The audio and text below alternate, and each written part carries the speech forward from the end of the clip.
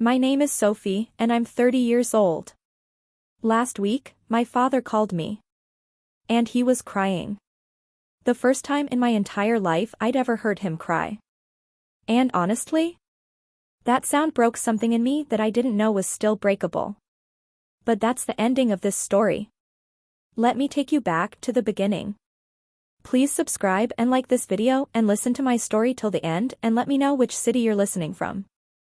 That way, I can see how far my story has traveled. I really would love to hear from you, because I know I'm not the only one who's been through something like this. So please, stay with me. 2 years ago, I was living what I thought was a pretty good life.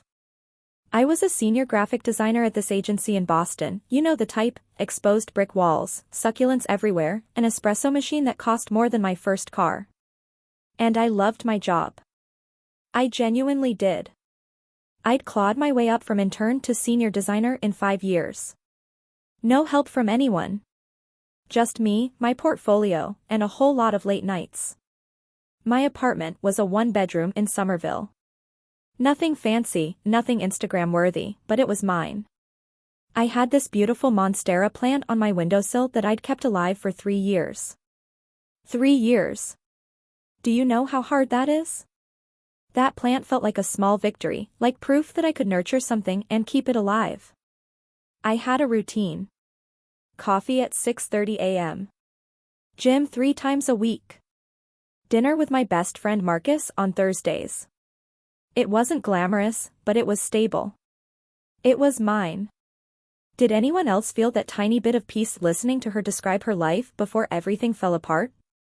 Comment below if you had a life that felt solid once. That Wednesday started like any other Wednesday. I was in the middle of this massive campaign for a fintech startup, the kind of deadline that makes your eye twitch. My laptop was open, Slack was pinging every 30 seconds, and I was completely in the zone. That creative flow, you know?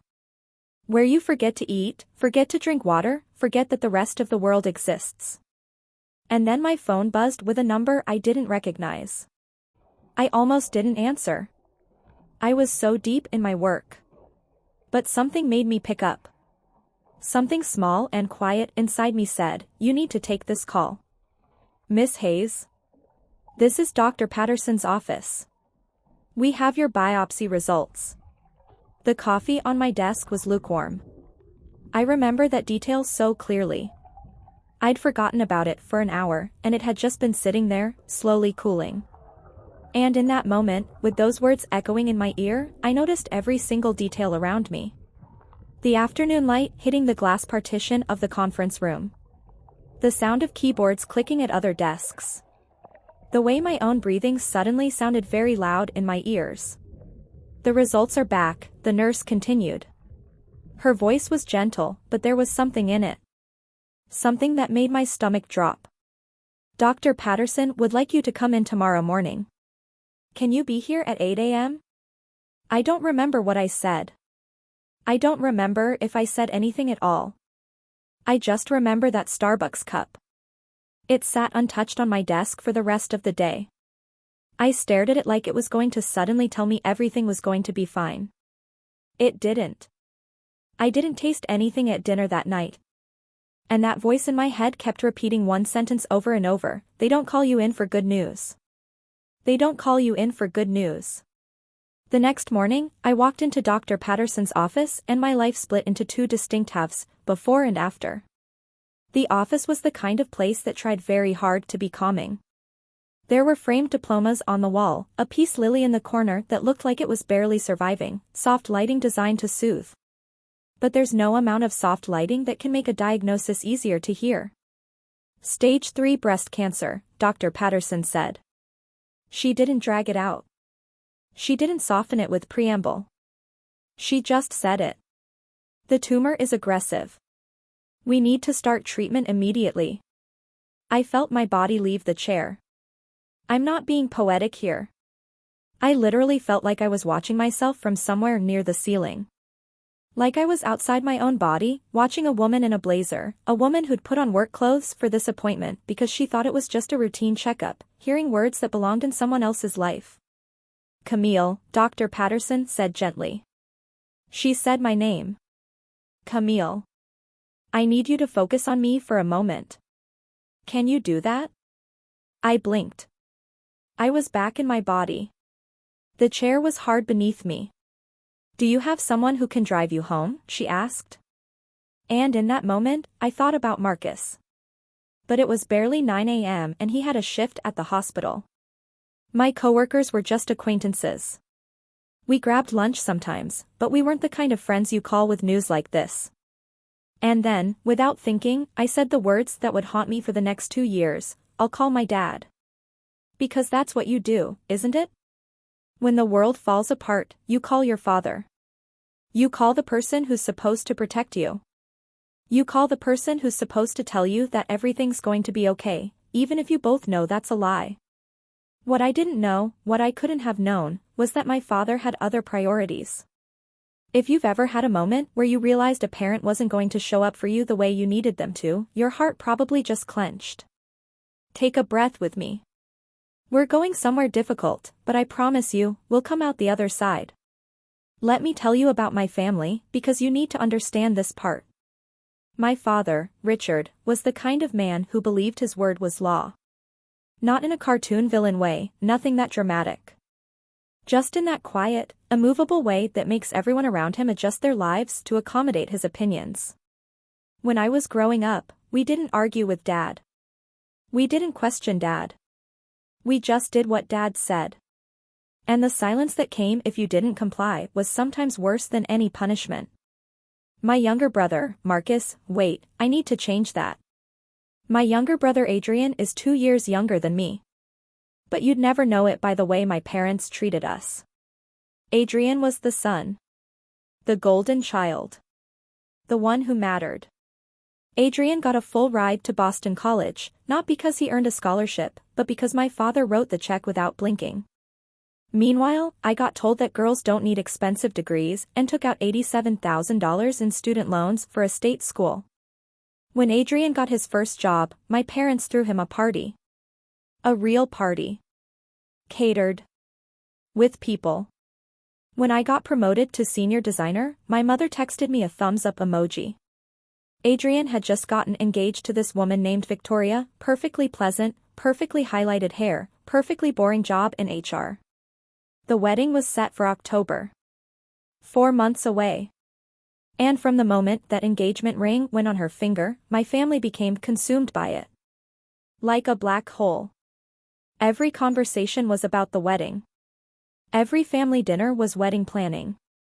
My mother had a Pinterest board with 847 pins. I counted. On a particularly dark day, I actually counted them.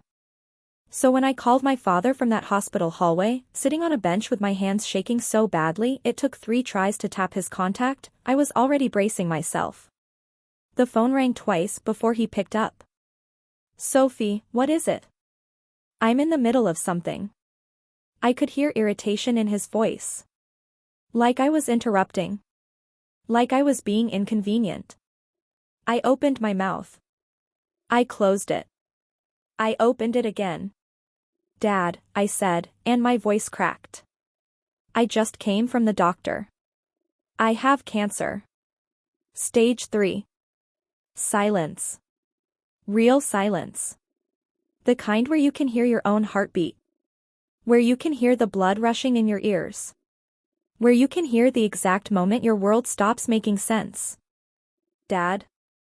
Did you hear me? More silence. And then, we need to talk about this later. But that's not what he actually said. What he actually said was something that would define the next 2 years of my life. What he actually said was a rejection so complete, so utterly devastating, that I had to sit down on the floor right there in the hospital hallway just to keep breathing. What happens next will break your heart. But I need you to understand, I need you to really understand, that what comes after will teach you something about the strength you didn't know you had. Welcome back. If you're just joining me, my name is Sophie and I've just found out I have stage 3 cancer. I called my father for help. And he, well, you're about to hear what he said. If you haven't watched part 1, please go back and watch it. It'll make this hit so much harder. Trust me. I was sitting in that hospital hallway, my phone pressed against my ear, waiting for my father to say the words I needed to hear. Words like, come home, or, we'll figure this out together, or even just, I'm scared too, but we're in this together. Instead, I got silence. 5 seconds of it. Then 10. 16 seconds where my whole life was hanging in the balance. Then my father said something that I will replay in my head for the next 2 years. Something that will haunt me during chemo sessions, during the nights when I'm so sick I can't stand, during the moments when I'm terrified I'm going to die. Sophie, listen. Your mother and we can't deal with this right now. I stopped breathing. I'm not exaggerating. I literally stopped breathing for a moment. Your brother is planning his wedding. Do you understand? The wedding is in 4 months and there's so much to do. We can't take this on right now. I wanted to scream. I wanted to tell him that his daughter might be dying. That wedding dresses can be ordered online. That flowers don't care if his daughter gets chemotherapy. That none of this made sense. But I was already learning to be invisible. Dad, you're a strong girl, he continued, and there was something almost dismissive in his voice now. You've always been independent. You'll figure it out. Independent. That word. Like surviving cancer alone was somehow a character trait to be proud of. Like my strength was an excuse for his absence. His voice hardened the way it always did when he wanted to end a conversation. I have to go. Adrian and Victoria are coming over to finalize the venue deposit. The line went dead. I sat on that bench for 45 minutes. Doctors walked past. Nurses in scrubs. Patients pushing 4 stands. Families holding on to each other like they were the only solid things in the world. Nobody stopped. Nobody asked if I was okay. I was just another person in a hallway having the kind of day that splits your life into before and after. I need to pause here and say something. If you've ever experienced something similar, a parent choosing something else over you, choosing not to be there when you needed them most, I see you. Your pain is valid. Your feelings are justified. Don't scroll past this. Let it land. I wanted to call back. I wanted to scream into the phone. I wanted to say, a wedding is one day. Cancer is every day for the rest of my life. Cancer is uncertainty. Cancer is poison dripping into my veins. Cancer is watching yourself disappear. And you can't even pretend to care for 5 minutes? But I was already learning that my needs would never matter in this family. Instead, I took a screenshot of the call log. 8:47 a.m. Duration, 2 minutes and 31 seconds. I created a folder on my phone and titled it Family. I didn't know why. I just knew I needed proof someday that this actually happened. I needed documentation that I wasn't crazy, that this rejection was real. That was the last time I called my father for 2 years. The first day of chemotherapy, I drove myself to the hospital. Of course I did. Who else was going to take me? The infusion center was on the 4th floor. When I walked in, I felt something crack inside my chest. The room was full of reclining chairs arranged in a semicircle. Each one had an 4 stand beside it and a small television mounted on an adjustable arm. It looked like a spa designed by someone who'd only read about spas in medical journals. Except everyone in here was fighting for their lives. I checked in. Signed forms. Was assigned to chair number 7. The nurse who accessed my port was named Rita. She had reading glasses on a beaded chain and the kind of gentle hands that come from doing this thousands of times. She'd seen people at their most vulnerable. She'd held space for their fear. First time, honey, she asked, moving the 4 stand into position. I nodded. It's okay to be nervous, she said. Most people bring someone with them. I looked around the room. Chair 3, a woman whose husband held her hand the entire session, whispering things that made her smile even as poison dripped into her veins. Chair 5, a teenager with his mother reading aloud from Harry Potter, her voice steady and strong. Chair 9, an elderly man whose daughter had brought homemade soup in a thermos. Chair 7, me. Just me. There's something about that moment that I'll never forget. The way it felt to be the only person in that room without someone. The way it felt to realize that when my body was being flooded with chemicals meant to kill the cancer inside me, I would be alone. Completely, utterly alone. I texted my mother that evening. I waited until I got home, until the nausea had started, until I was curled up on my bathroom floor wondering if my body was going to reject everything inside me. And even then, I softened the truth. Starting chemo today. I'm scared. She replied 6 hours later.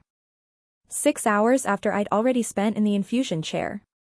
6 hours after I'd already gotten home and spent time on the bathroom floor. When she finally replied, she said, "Hang in there, sweetie. Mom's at the florist with Victoria picking centerpieces. Peonies or roses? What do you think?" I stared at that message for a long time. My hands were actually shaking. Not from the chemo. From the realization that my mother was asking my opinion on wedding flowers while I was experiencing the worst day of my life. I didn't tell her that I'd spent the last hour dry heaving. I didn't tell her that I'd had to pull over twice on the drive home because my vision was blurring. I didn't tell her anything real. What was the point? I screenshot the conversation and added it to my folder. Then I typed back, "Roses are nice." And that's where the real loneliness began.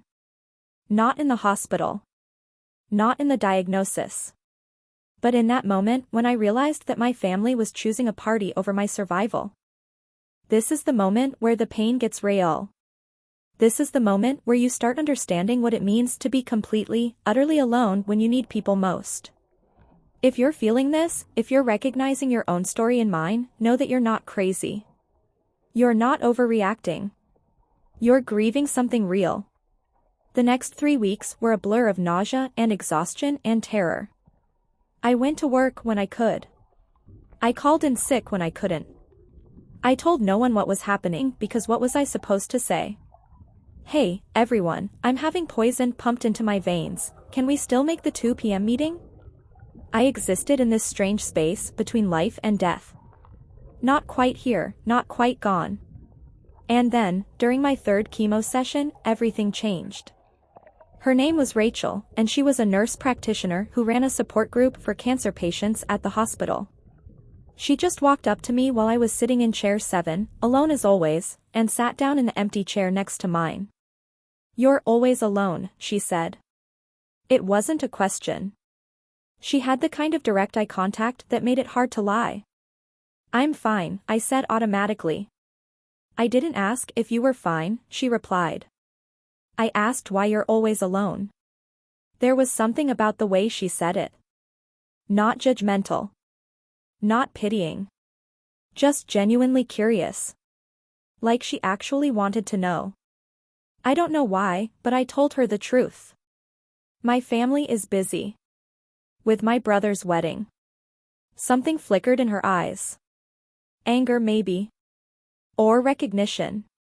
"When's the wedding?" she asked. "October." "When's your last chemo scheduled?" "November." She nodded slowly, and then she said something I'll never forget. "We keep visitor logs at this hospital. Every patient, every visit, who came to see them and when. It's mostly for security, but some people request copies later. For their records. For their memories." I didn't understand why she was telling me this. Not then. But 3 days later, I requested my first copy. And what I found would become the most powerful weapon I had. 36 hospital visits. 36 chemo sessions. 0 visitors. The next months were spent in a strange state of numbness. I got through each chemo session. I went back to work. I smiled at my coworkers and pretended everything was fine. I took screenshots of every neglectful text. Every missed call. Every moment my family chose something else over me. And when October 15th came around, the day of Adrian's wedding, I wasn't invited to the wedding party, but I thought maybe I'd go anyway. Sit in the back. See my family. Hold on to some small hope that they'd chosen to be there for me, that this was all a misunderstanding. My father called me that day. One of his rare calls. Sophie, he said, about the wedding. Your mother and I have been talking. Hope. Stupid, desperate hope flickered in my chest. We think it's best if you don't attend. The hope died so quickly I gasped out loud.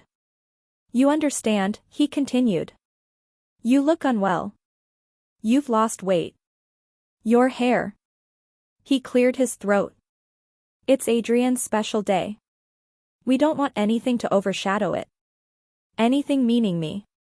Overshadow meaning being a reminder that his daughter was fighting for her life while they celebrated flowers and seating charts.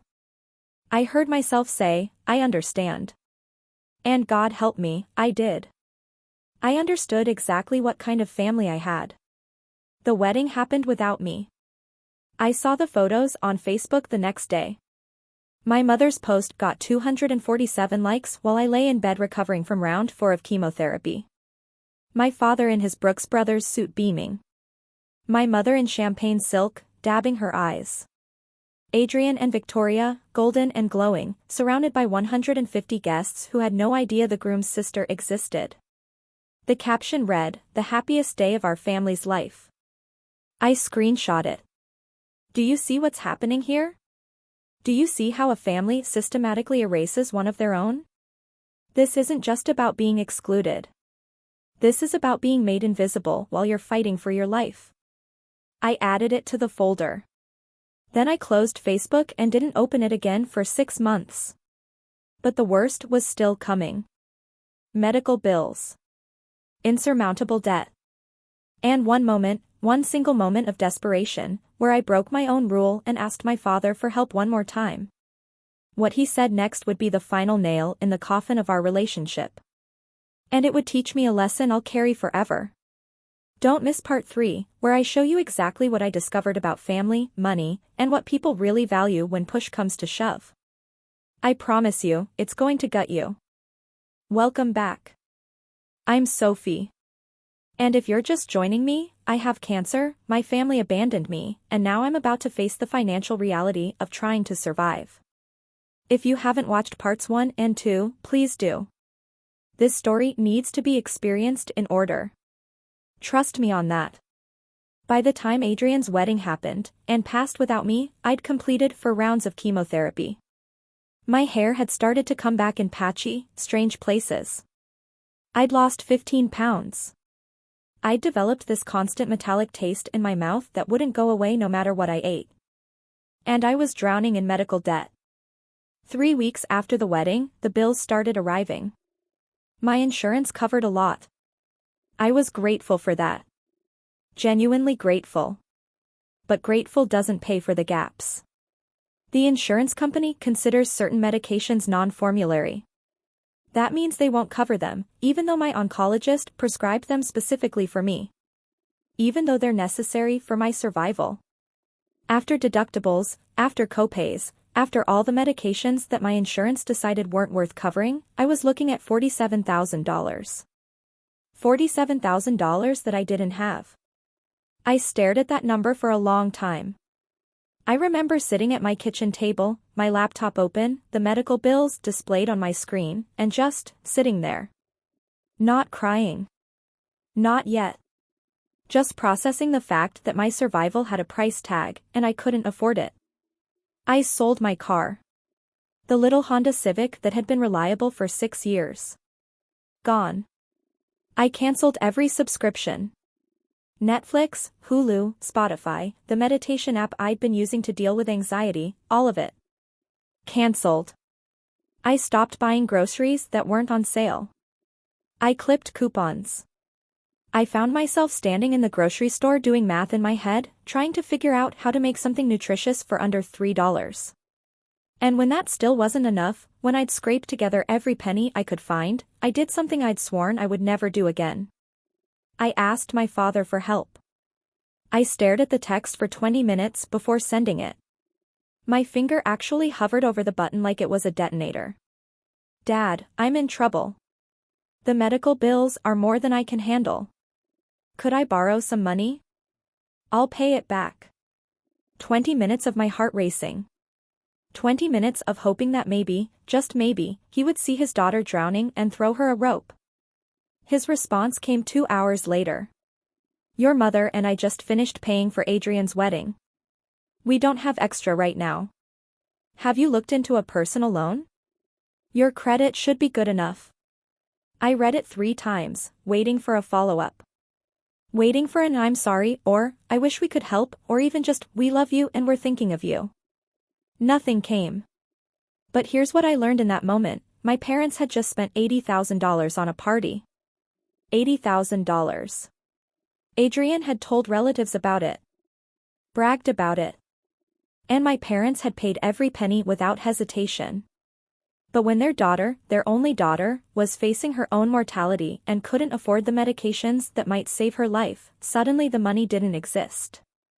Take a moment here. Let yourself feel the injustice of this. Let yourself feel angry.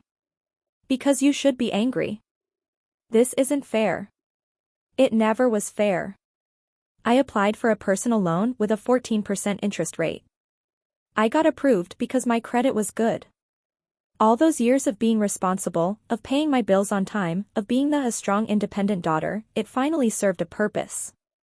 It allowed me to go into massive debt. I would spend the next several years paying off that loan. Thousands and thousands of dollars in interest on top of the original amount. Bleeding money to stay alive. But I'd be alive. At least I hoped I would be. The worst night came after round 4. My oncologist had warned me about the cumulative effects of chemotherapy. Each round gets harder. Each round is more toxic. But nothing prepares you for 2 a.m. on a bathroom floor, shaking so violently your teeth chatter, your body trying to reject every cell it contains. I lost my hair that night. Not gradually, the way it had been falling out strand by strand. Not the way I'd prepared myself for. All at once. I woke up to a pillow covered in blonde. The hair I'd had since birth. The hair my mother used to braid when I was small, back when she still touched me like I mattered. I crawled to the toilet and vomited until there was nothing left. Then I kept vomiting.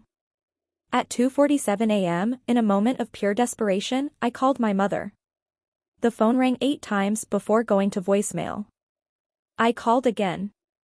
Voicemail. Again. Voicemail. At 3:15 a.m., I texted Rachel, the nurse practitioner who'd become the closest thing I had to actual support. I think I need help. She showed up at my apartment 40 minutes later, still in scrubs from a late shift. She didn't say anything, didn't offer platitudes or false comfort. She just sat with me on the bathroom floor, held back what was left of my hair, and stayed until the sun came up. My mother called back at 10:23 a.m. Sweetie, you called last night. I had my phone on silent. Victoria and I were at the spa. Post-wedding stress relief. You know how it is. A pause. Like she was waiting for me to understand that her relaxation was more important than my crisis. What did you need? I looked at Rachel, who was making me tea in my tiny kitchen. I looked at the bald patches on my head in the bathroom mirror. I looked at the evidence of my body betraying me, rejecting itself. Nothing, Mom. It was nothing. Oh, good. Well, call anytime. Love you. She hung up before I could respond. I took a screenshot of the call log and added it to my folder. And in that moment, something shifted inside me. The last fragile thread of hope that my family might come through, that they might surprise me, that they might prove me wrong, it snapped. I understood finally what family meant. Not protection. Not showing up. Not sacrifice or love or any of the things they tell you in greeting cards. Family, for me, meant abandonment. I need to pause and address something directly. If you're watching this and you're thinking about asking your family for help, I need you to know, it's okay to hope. But it's also okay to have a backup plan. It's okay to protect yourself. Your family's response to your vulnerability is a reflection of them, not you. The months that followed were a haze of survival. Not living. Surviving. There's a difference. I went to work when I could. I called in sick when I couldn't. Rachel became my lifeline, my real family, the person I could actually call at 3 a.m. when my body was rebelling against me. Every chemo session, she'd meet me there. She'd sit next to me in chair 7. We didn't always talk. Sometimes we just sat in silence. But I wasn't alone. That mattered more than I could articulate. My mother continued to text occasionally. Perfunctory messages. No real acknowledgement of what I was going through. Just surface-level pleasantries that felt like salt in an open wound. My father didn't reach out at all. I took screenshots of every unanswered call. Every missed opportunity for them to show up. Every moment they chose something else. I requested my hospital visitor log 3 times. Each time, hoping the next copy would show a name. A family member. Someone. Each time, the same word repeated, none. None. None. 36 visits. 0 visitors. And I realized something in those long, lonely nights in the infusion center. I realized that the people you hope will save you sometimes can't. And sometimes they choose not to. And the only person who's going to save you is you. I was going to have to do this alone. By November, when my last chemo session finally came, I was a different person. Not healed. Not whole. But transformed by survival in a way that only someone who's faced their own mortality can understand. I walked out of Dr. Patterson's office and I cried in the parking garage for an hour. Not happy tears. Not sad tears exactly. Just the release of someone who'd been holding their breath for months. No evidence of disease. I was alive. My family had chosen a wedding over my health. They'd refused to help when I was drowning financially. They'd ignored my calls when I was at my most vulnerable. They'd made it clear that I was optional in their lives. But I was alive. And I was going to make sure they understood exactly what that cost them. 2 years passed. I rebuilt my life from nothing. I became cancer-free. I got promoted. I bought a condo. I learned how to be happy without them. And then my father called with news that would change everything. He needed me. After 2 years of complete silence, after abandoning me while I fought for my life, he finally called. And what I told him in that moment, for simple words, would either destroy us completely or finally set me free. Stick around for part 4, where I finally face my family with the truth. And trust me, you're not ready for what happens. Welcome back. I'm Sophie, and I'm about to tell you the moment everything came full circle. If you haven't watched parts 1, 2, and 3, you need to. This moment will hit like nothing if you don't understand the 2 years of abandonment that came before it. 2 years. That's how long I didn't hear from my father. 2 years of moving on with my life. 2 years of building something real and solid and completely separate from the family that had thrown me away. I'd gotten promoted to art director. Turns out that staring down your own mortality gives you a clarity that corporate America respects. My boss, Victor Reeves, had kept my position open during treatment. He'd let me work remotely when I needed to. He'd never made me feel like a burden. You're talented, he'd said simply. Talent is worth waiting for. I'd moved to a condo in Beacon Hill. Nothing huge, but it had a window overlooking the Charles River. My monstera, the plant that had survived everything I'd survived, was thriving in the better light. Rachel and I still had dinner every Thursday. She felt less like a friend now and more like a sister. The sister I'd always wanted. The sister my family would never be. I'd even started dating someone. His name was James, and he was a high school history teacher with kind eyes and a ridiculous sense of humor. He knew about my cancer. He knew about my family. And he didn't try to fix me. He just showed up. Consistently. The way people who actually love you are supposed to. My parents and I had maintained the bare minimum. A Happy New Year text. A birthday emoji. Nothing real. Nothing that mattered. I'd made peace with it. Or at least, I'd made a fragile truce. I had a life now. A good life.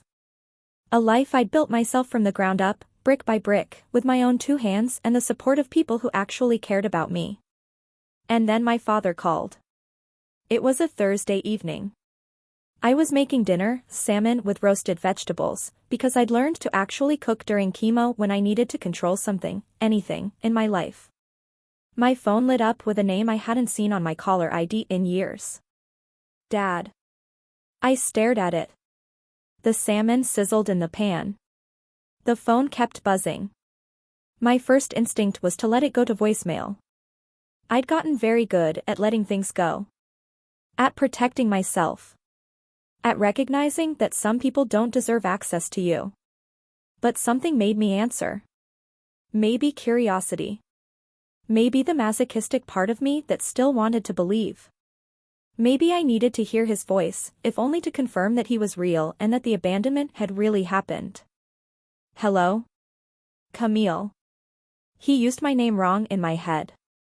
It didn't matter. Sophie. Your name is Sophie. His voice was different. Thin. Uncertain. My father had never sounded uncertain in his life. He was the kind of man whose voice carried authority like other people carried wallets. I need to see you. Not, how are you? Not, it's been too long. Not, I'm sorry I abandoned you when you had cancer. Just, I need to see you. What's going on, Dad? A long pause. I could hear my mother's voice in the background, muffled, asking something I couldn't quite make out. I've been diagnosed with something, he said finally. My chest tightened. I don't know what I was expecting, but not this. Parkinson's disease. Early stage, they say, but... He trailed off like he couldn't finish the sentence. Like the weight of his diagnosis was too much to hold. I stood in my kitchen, phone pressed to my ear, the salmon starting to burn on the stove. I didn't move. I need my family around me right now, he continued. There's a dinner Sunday at the house. Your mother, Adrian, and Victoria. I want you there. We need to discuss the future. The future. As if I hadn't spent 2 years building a future without him. As if that future hadn't been hard-won and precious and completely mine. Okay, I heard myself say. I'll be there. After I hung up, something dawned on me. In that entire conversation, the first real conversation we'd had in 2 years, he never once asked if I was okay. He didn't even know if I'd survived. Do you feel it? That moment where you realize someone's reached out only because they need something? That moment where you understand their timing isn't coincidence, it's convenience. The next 2 days were strange. I oscillated between dread and a dark kind of curiosity. I looked up Parkinson's disease because that's what I do now. I research. I prepare. I gather information so that I can't be blindsided. Early-stage Parkinson's isn't a death sentence. It's a slow decline. Gradual loss of control. Tremors. Stiffness. Eventually difficulty walking, talking, swallowing. It requires long-term care. It requires patience. It requires someone willing to put their life on hold. And suddenly I understood why my father had called. Not because he missed me. Not because he regretted what he'd done. But because he needed something, and I was the logical choice. The daughter without a husband. The daughter without children. The daughter who had always been expected to sacrifice. I called Rachel that night. You're going, she asked, her voice careful. I need to know what they want. And I need them to look me in the eye when they ask for it. Cam, I'm worried they're going to manipulate you. They won't. Not anymore. I touched the cashmere scarf hanging by my door, The one I'd bought to celebrate my 1-year remission, the most expensive thing I'd ever owned that wasn't a medical bill. But I need to face them. I need to see if they've learned anything. Does that make sense? Rachel was quiet for a moment. Then she said something that changed everything. You know that folder you've been keeping? The screenshots, the visitor logs? Yeah. Bring it. Not to use, but to remind yourself of the truth if they try to rewrite it. I hadn't opened that folder in months. But that night, I sat on my bed and scrolled through 2 years of evidence. The texts. The call logs. The hospital visitor records with my name at the top and an empty column where visitors should have been. My family's love story told in documentation. Sunday arrived too quickly. I dressed carefully. Not to impress them. To armor myself. Black slacks, a cream silk blouse, that cashmere scarf draped over my shoulders like a shield. I looked successful. I looked healthy. I looked like someone who had built a life without them. Because I had. Rachel texted me before I left. Remember, you don't owe them anything. Not a single thing. The drive to Newton took 40 minutes. My parents' house was exactly as I remembered. A white colonial with black shutters, 3 stories, 5 bedrooms, a lawn so manicured it looked artificial. The house I'd grown up in but never belonged to. The house where I'd learned that love comes with conditions. I sat in my car for 5 minutes, watching the warm light spill from the dining room windows. I could see figures moving inside. My mother probably setting the table with the good china, the Waterford crystal, the sterling flatware, all the props of a family that looked perfect from the outside. I grabbed my purse. Inside it, my phone with the folder that contained everything. The proof. The documentation. The truth they couldn't deny. And I walked up the brick pathway to the front door. The doorbell chimed the same 3 notes it had my whole life. My mother answered, her face arranged in an expression I couldn't quite read. Joy, relief, guilt, maybe all of them at once. Sophie. She pulled me into a hug before I could react. She smelled like Chanel No. 5. The same perfume she'd worn to my high school graduation, to Adrian's wedding, to every important moment that didn't include me. You look wonderful. Come in. I stepped inside and felt something settle inside me. A cold clarity. I wasn't here to be reconciled. I was here for truth. The dining room hadn't changed. The mahogany table that sat 12 even when there were only 5 of us. The crystal chandelier that my grandmother had brought from Ireland, or so the story went. The family photos on the wall arranged chronologically, stopping abruptly around my 18th birthday. I noticed that detail for the first time. I was frozen at 18, awkward in a prom dress, smiling at a camera that didn't care. But there was Adrian's college graduation. Adrian's engagement party. Adrian's wedding. Years and years of his life documented on these walls. My entire adult existence, my cancer diagnosis, my survival, my career achievements, my life rebuilt from nothing, none of it was displayed. None of it was acknowledged. Adrian stood and approached me with arms spread wide. Sophie. You look great. Really great. His eyes flickered to my hair, which had grown back, though shorter than before. He had the decency not to mention the bald woman he'd seen in photographs, if he'd even looked at those. Adrian, I accepted his hug stiffly. And then I saw my father. He sat at the head of the table where he'd always sat. But something was different. He looked smaller. Older. His left hand trembled slightly against the white tablecloth, a tremor he was trying to hide but couldn't. His eyes, when they met mine, held something I'd never seen before. Fear. Sit down, Sophie, he said. His voice was still commanding but frayed at the edges. We have a lot to discuss. I took the seat across from Adrian, my back straight, my purse beside me on the floor. My phone waited inside it. The trap was set.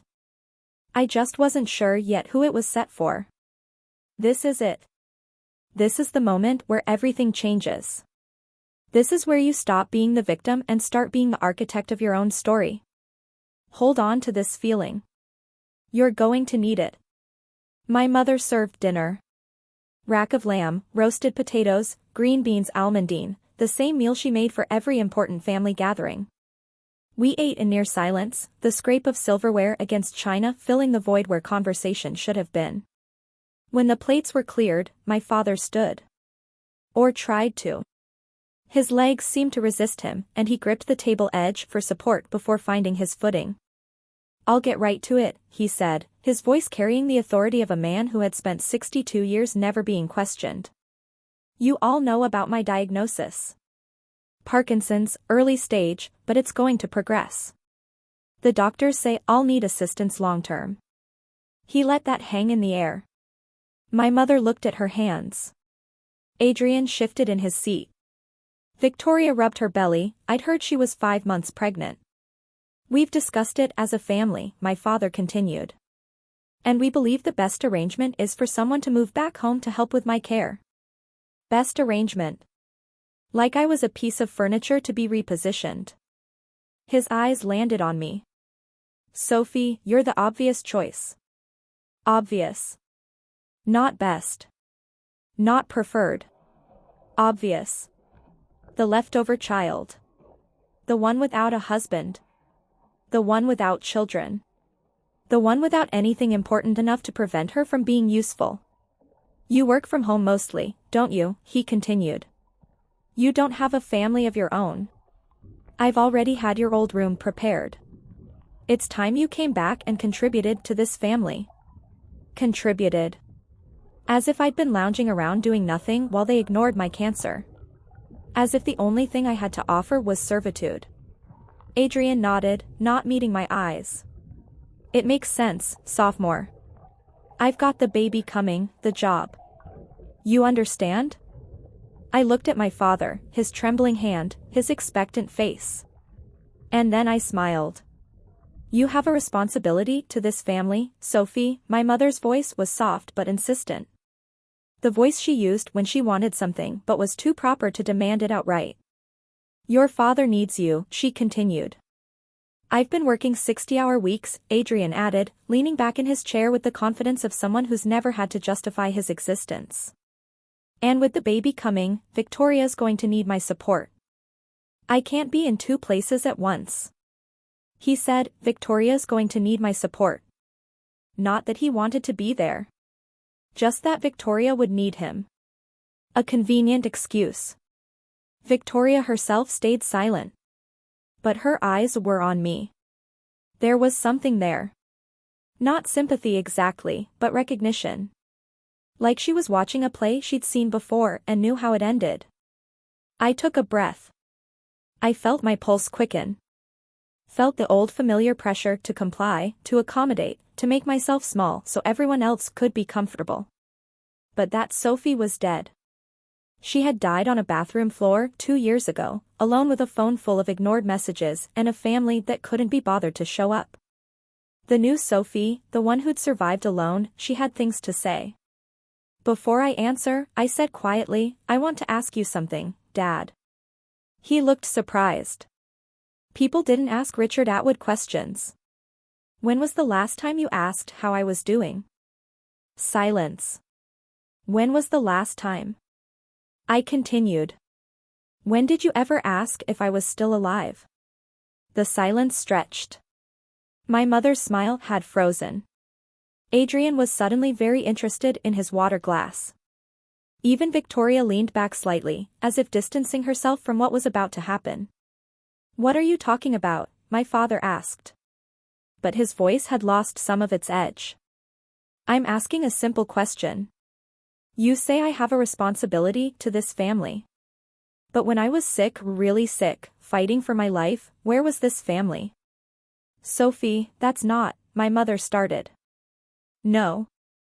I want an answer." I kept my voice calm. I'd spent 2 years learning how to stay calm when everything inside me was screaming.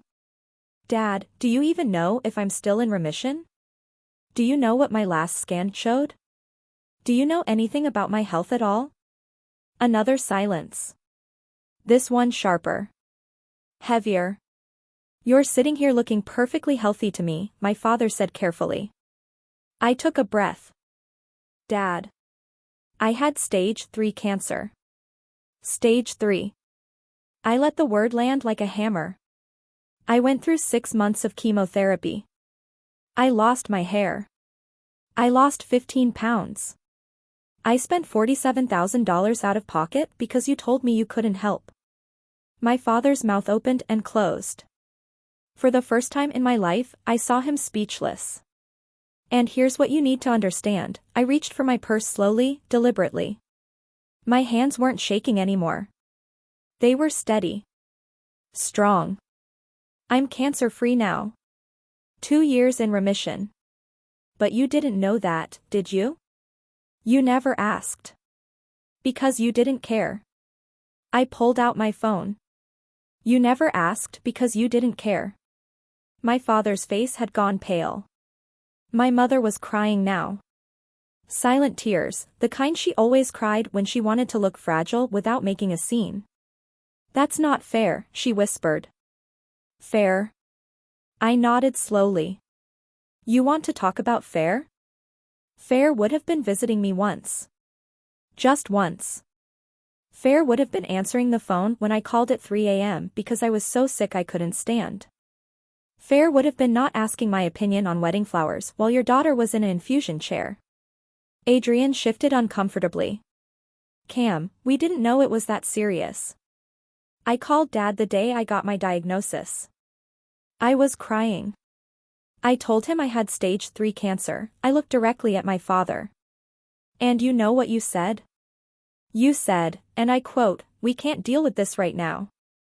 Your brother is planning his wedding." I didn't, my father started. Yes, you did. I unlocked my phone and opened the folder. I placed it face up on the mahogany table. Would you like to see the text messages? Where you told me you couldn't loan me money for treatment because you just paid for Adrian's wedding? Or the call log showing Mom didn't answer when I called her at 2 a.m. Or maybe you'd like to see my hospital visitor records? I scrolled to the official document. Lines and lines of dates, times, and one column that repeated the same word over and over. None. None. None. 36 hospital visits, I said quietly.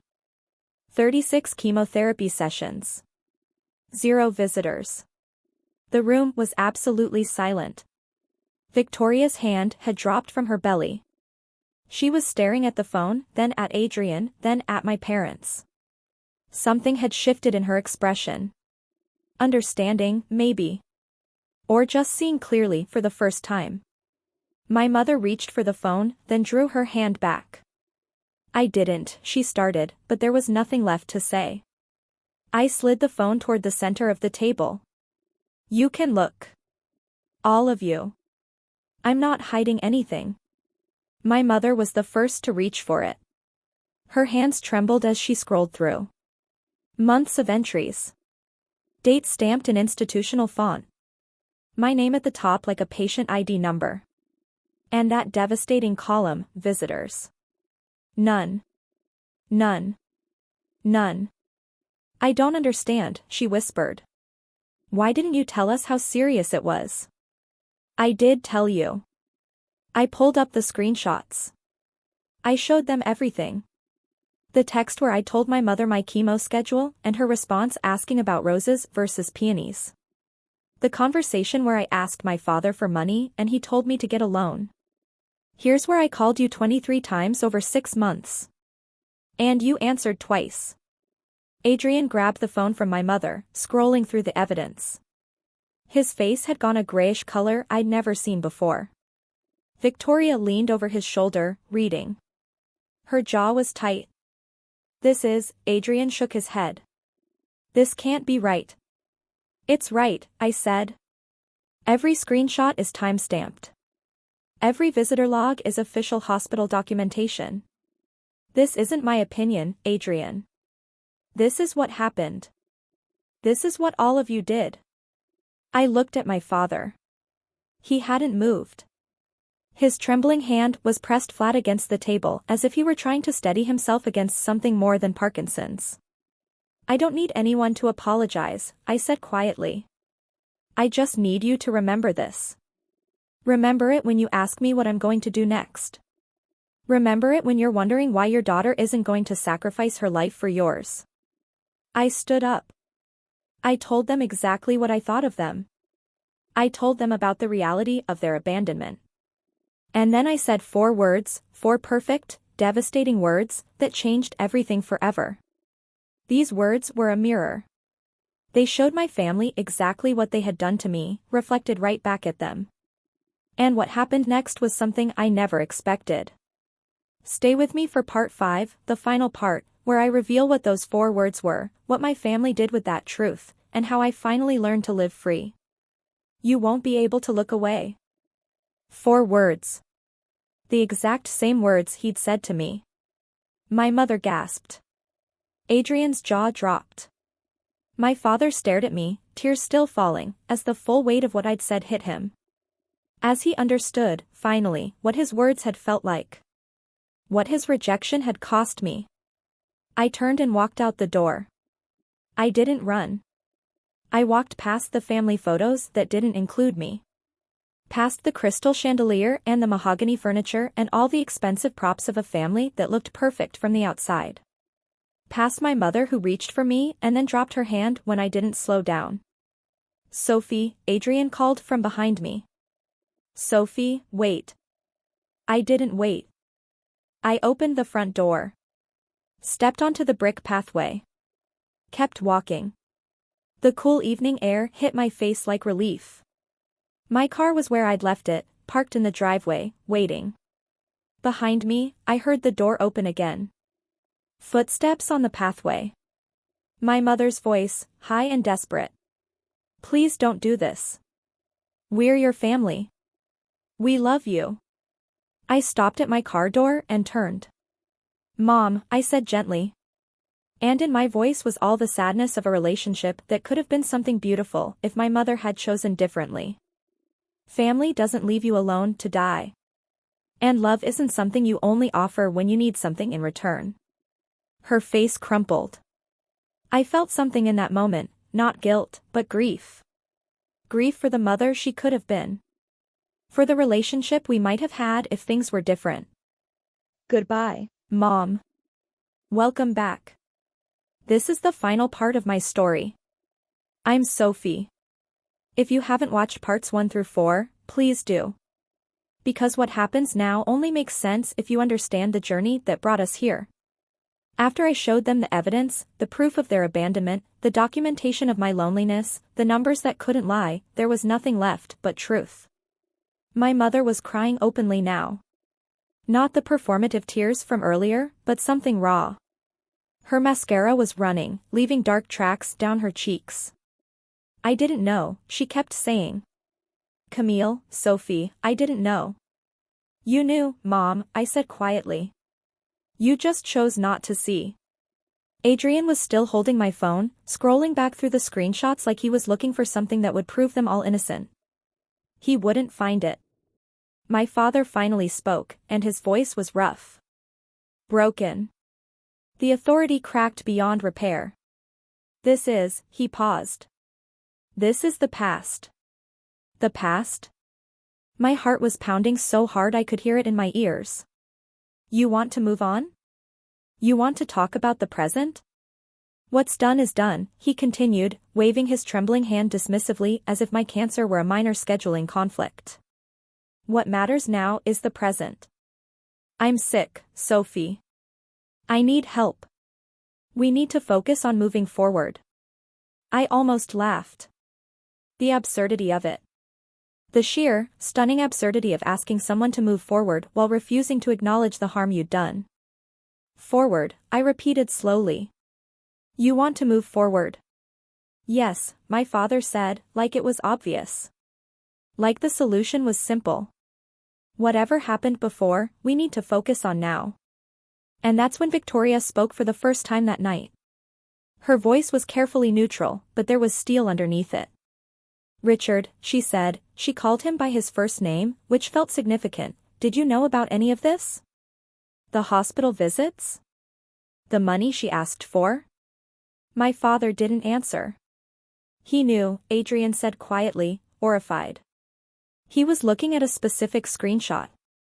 The one where my father had told me to get a loan. Dad. You knew. It was complicated, the timing, there were considerations. Considerations. I stood up slowly, smoothing down my blouse. I was shaking now, but not from fear. From power. There were considerations.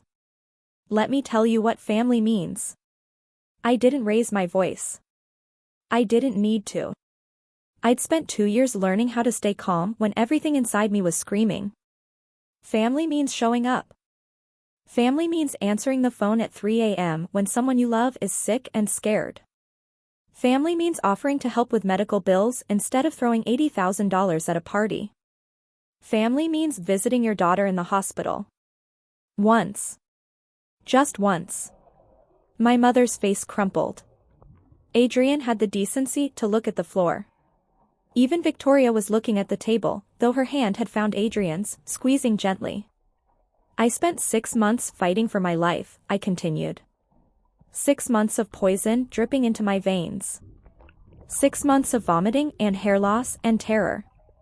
And where was my family? Planning seating charts. Tasting wedding cakes. Picking out flowers. Sophie, my father tried. No, I said. The word came out sharp enough to cut glass. You don't get to Sophie me anymore.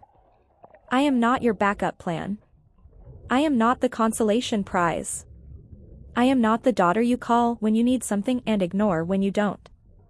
I grabbed my purse and my scarf. The cashmere reminder of everything I'd survived. Everything I'd built without them. You have a son, I said to my father. A son you paid $80,000 for his wedding. A son you've never asked to sacrifice anything. Why don't you ask him to be your caregiver? Adrian's head snapped up, his eyes wide. I can't, he said. I have responsibilities. So did I met his eyes and held them. I had a job. I had a life. I had cancer.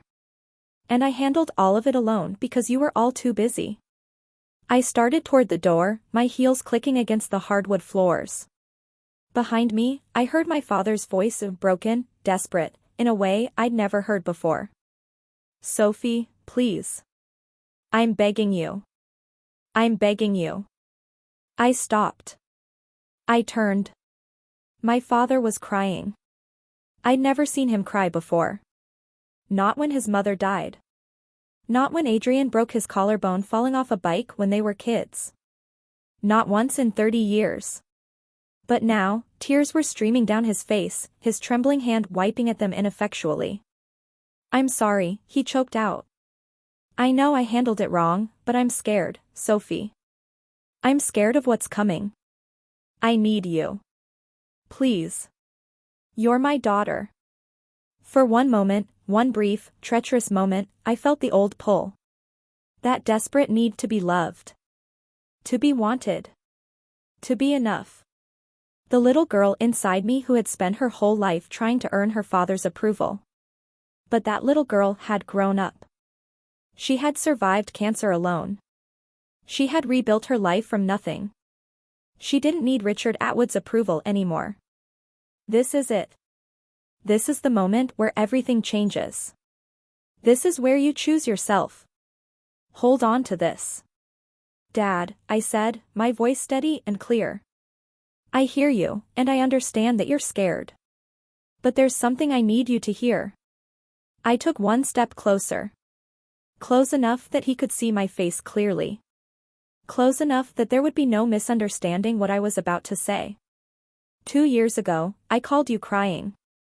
I told you I had cancer. I told you I was terrified. And you know what you said to me? He didn't answer. He didn't need to. You said we can't deal with this right now. I let the words settle over the room like snow. Like silence. Like finality. So here's my answer, Dad. I smiled. Not bitter. Not angry. Just peaceful. The smile of someone who had finally made a choice for themselves. I can't deal with this right now. I got in my car. Started the engine. Adjusted my mirrors. In the rear view, I could see them. My mother standing on the pathway crying. My father in the doorway, supported by Adrian. Victoria behind them all, her hand on her belly, watching me go with an expression I couldn't quite read. I pulled out of the driveway onto the tree-lined street. And I didn't look back. Not once. The cashmere scarf was soft against my neck. The road ahead was clear. And for the first time in 30 years, I felt like I could breathe. I was finally free. Pause here. Let this land. You just watched a woman choose herself. Over blood. Over obligation. Over the hope of reconciliation. That takes more strength than most people will ever know. 1 week later, my mother called. I answered, not because I owed her anything, but because I was curious. Maybe because some habits die harder than others. Sophie. Her voice was tired, older than I remembered. I wanted you to know what's happening here. Okay, I said. Adrian has had to take a leave of absence from work. Your father's condition is progressing faster than they thought. He needs daily assistance now. Meals, medication reminders, help getting dressed. I listened without commenting. Adrian is doing it. He didn't have a choice. With Victoria pregnant, they couldn't afford a full-time caregiver, and your father refused to consider a nursing home. Another pause. Adrian missed an important project. His supervisor wasn't happy. There's talk that he might be passed over for the promotion he was expecting. I thought about Adrian. Golden boy Adrian. Who had never been asked to sacrifice anything. Who had an $80,000 wedding paid for while I took out loans for chemo. Who had sat at that table and nodded along when our father demanded I give up my life. I'm sorry to hear that, I said. And I meant it. Not for Adrian, but for the situation. For the inevitable collision between expectation and reality. Victoria is stressed, my mother continued. She says she stopped herself. She says what? A long sigh. She says she's starting to understand why you left. I let that sit for a moment. Megan, wait, no, I'm Victoria, the quiet observer who had watched everything from the sidelines, was starting to see clearly. Thanks for telling me, Mom. I hope Adrian figures it out. I hung up. 3 weeks later, I received a text from my mother. Just one message, but it was different from anything she'd sent before. Sophie, I've been thinking a lot. I owe you an apology. A real one, not an excuse. I should have protected you when you were sick. I should have stood up to your father. I should have been there. I wasn't. And I have to live with that. I'm not asking you to forgive me. I'm not asking for anything. I just needed you to know that I see it now. I see what we did. And I'm sorry. I read it 3 times. This was new. My mother had never taken individual responsibility for anything in her life. She existed in the passive voice. Things happened. Situations developed. Mistakes were made. But here she was saying, I should have. I wasn't. I'm sorry. I didn't respond right away. I sat with it for 2 days, turning it over in my mind like a stone in my hand, feeling its weight, understanding what it meant. On the 3rd day, I wrote back, I appreciate you saying that. I'm not ready to talk yet, but I hear you. Her response came almost immediately, that's okay. Whenever you're ready or never. Whatever you need. Whatever you need. 4 words. Completely different from the 4 words I'd been given 2 years ago. 2 weeks later, a letter arrived. It was handwritten, shaky, uneven, the penmanship of a man whose hands no longer obeyed him. The envelope had my name spelled out in careful, trembling letters. Sophie. I almost didn't open it. I carried it around in my purse for 3 days, taking it out occasionally and putting it back until Rachel finally said, "Just read it. The anticipation is worse than whatever's inside." She was right. I opened it on a Thursday evening, sitting alone in my apartment with a glass of wine and my monstera plant as a witness. "Dear Sophie, I am not good at this. At apologizing. At admitting when I was wrong. Your mother says it's pride. Maybe she's right. I failed you. Not because I didn't know better, but because I made a choice. Your brother's happiness over your survival. And I will have to carry that for the rest of my life. I am not asking you to come back. I am not asking you to forgive me. I know I don't deserve either. I only wanted you to know that I see it now. I see what I did. I see the daughter I pushed away and I see the woman she became without me. You are stronger than I ever was. I lost you not because of Parkinson's, but because I wasn't the father you needed.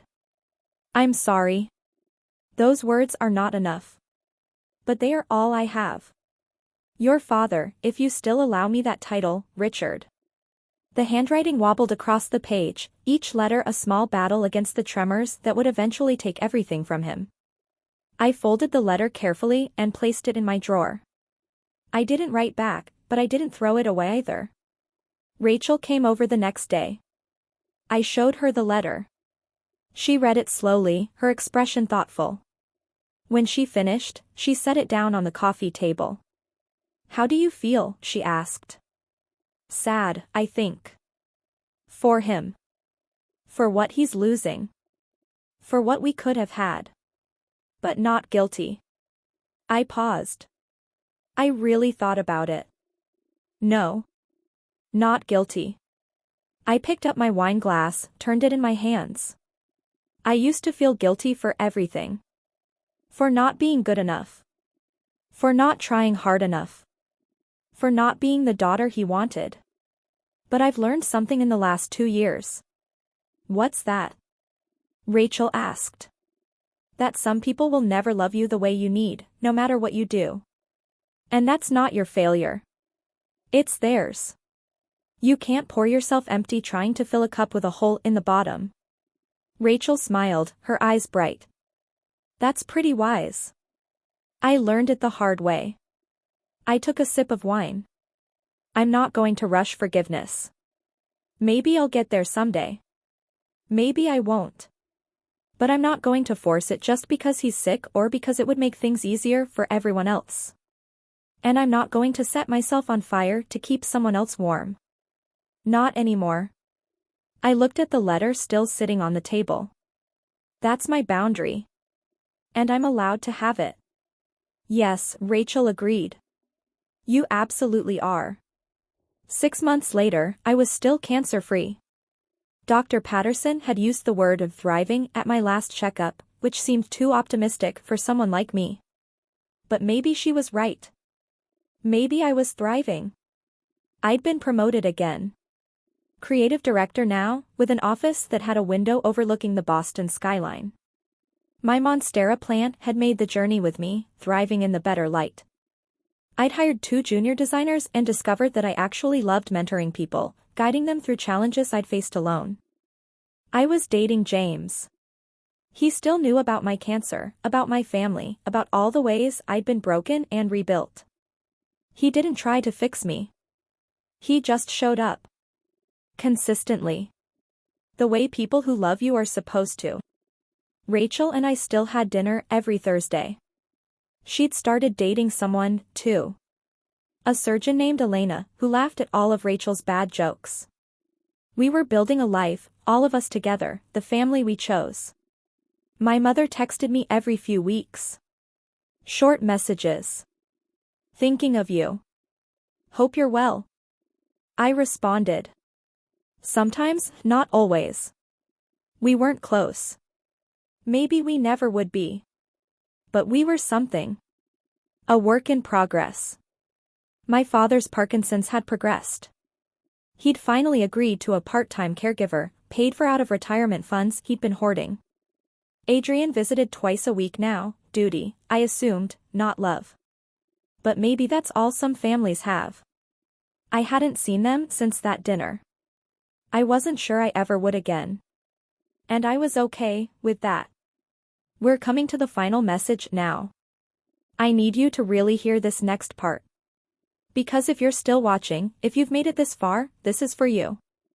If you're watching this, if you've made it this far, I want to talk to you directly. Maybe you're in the position I was 2 years ago. Maybe you're lying in a hospital bed or sitting in a waiting room or crying in a stairwell because the people who were supposed to love you have made it very clear that you're not their priority. Maybe you're wondering if it's your fault. If you were different, better, easier, less needy, they would show up for you. I spent 28 years believing that. And then I got cancer and I learned the truth. Some people will not show up no matter what you do. You could be dying, literally dying, and they would still find something more important. That's not a reflection of your worth. That's a reflection of theirs. Here's what I want you to know. You are allowed to set boundaries. You are allowed to protect yourself. You are allowed to say no to people who only reach out when they need something. You are allowed to build a family out of the people who actually love you, even if they don't share your blood. Forgiveness is a process, not a performance. You don't have to forgive on anyone's timeline but your own. And if you never forgive, that's your right, too. Nobody gets to tell you how to heal. Those 4 words I said to my father, I can't deal with this right now, they weren't revenge. They were a mirror. I held up his own words and let him see what they felt like. Sometimes that's the most powerful thing you can do. Tell the truth. And sometimes the truth sets you free. I'm sitting in a coffee shop as I finish telling you this story. My favorite spot, the one with the good lattes and the big windows overlooking the street.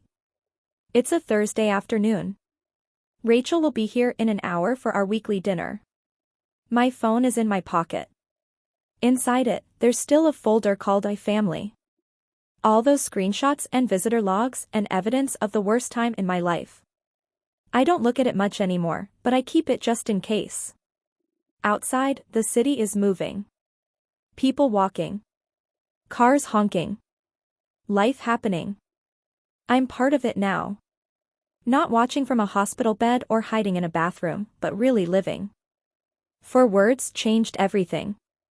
Not because they were clever or cruel or even satisfying, but because they were true. I'm Sophie, 30 years old, cancer survivor, and I've learned something that took me way too long to understand. Family isn't blood. Family is who shows up when you need them most. And sometimes the most loving thing you can do for yourself is walk away from people who never loved you back. Tell me in the comments. And if you've dealt with something similar, share your story.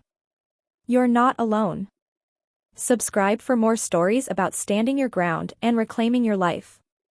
Because that's what this is about. It's not about revenge or bitterness or being right. It's about the power of choosing yourself. It's about the strength it takes to say no to the people who should have said yes. It's about building a life worth living, even, especially, when you have to do it alone. If this story resonated with you, here are the lessons I carry with me every day. First, you don't owe anyone your sacrifice if they weren't there when you needed them. Second, keeping records isn't about revenge. It's about protecting your own truth when others try to rewrite it. Third, boundaries aren't selfish. They're self-respect. If you're still here, thank you. That means more than you know. Hit subscribe if you want to hear more stories like this one. Drop a comment and tell me, have you ever had to set a boundary with family? What happened? Have you ever had to choose yourself over blood? And if you want more, check the description. There's another story waiting for you there. Until next time, take care of yourself. Really, I mean it. You're worth taking care of.